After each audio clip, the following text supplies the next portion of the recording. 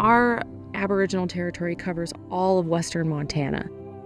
We would travel these lands and move campsites in different seasons when we needed different food sources. And we would travel where the buffalo went across the mountain and follow them. So tribes signed treaties that covered their landscapes and said, well, these were areas we used to travel through and we used to inhabit. And, there's a lot of evidence of tribes using fire for a ton of different purposes. Cleaning camps, or when they leave, letting fire run through so that when they return to an area, they have food when they come back. In 1910, though, that's when the Forest Service kind of put the shutdown on fire. And that took fire out of the ecosystem. That's led to high-density forests that are really prone to having high-severity wildfires outside of the historic norms. To restore the health of these forests, we need to do work before wildfire comes back into the systems.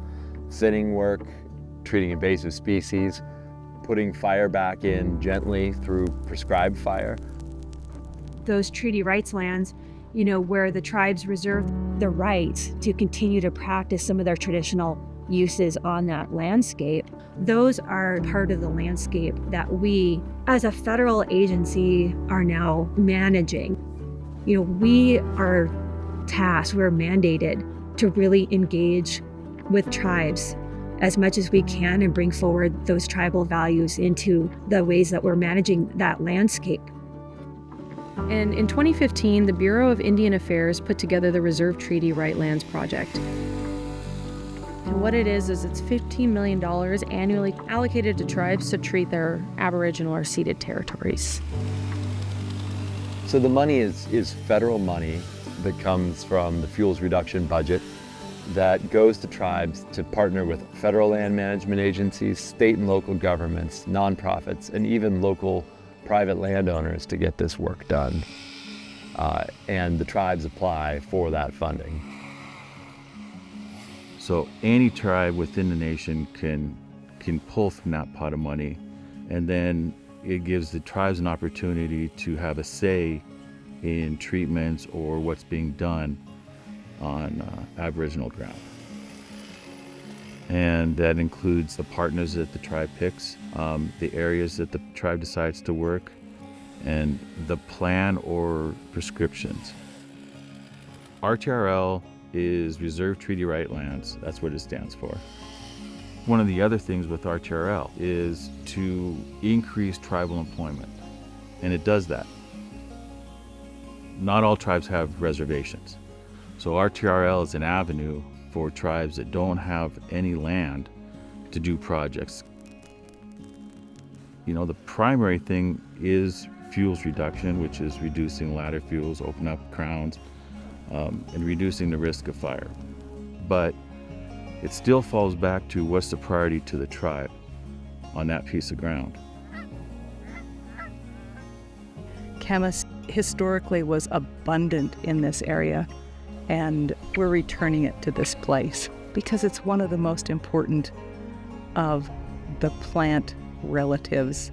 It's one of our earliest foods. For such a tiny little seed, it feels like there's the plant within it. It's so beautiful.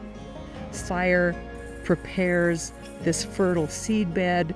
It makes a rich ash layer that feeds the plants and gives it everything it needs to grow. And we're taking this precious, tiny, shiny little black seed. We're sending it off to grow food for maybe our children or our grandchildren or all the children that we'll love that haven't been born yet. Camas loves fire, just like we do. Fire is maybe the most powerful and important tool that we use to shape and maintain this landscape. Yeah, we're doing a good thing, and I feel happy to be a part of it. We're grateful to partner with people who understand how valuable and important restoration of native plants and native plant communities are for all of our well-being. So as land managers, we often manage up to a property line, but ecological processes like fire or insects and disease, they don't stop at property lines, they continue across the landscape. So the RTRL program helps us think in a more holistic way. It's really bringing a lot of creativity and new possibilities to how we go about our work. You know, RTRL has kind of created that space for co-stewardship. And continuing funding for this is really important because tribes were the original stewards of these lands, and now we're working together and just creating a healthier ecosystem across the board.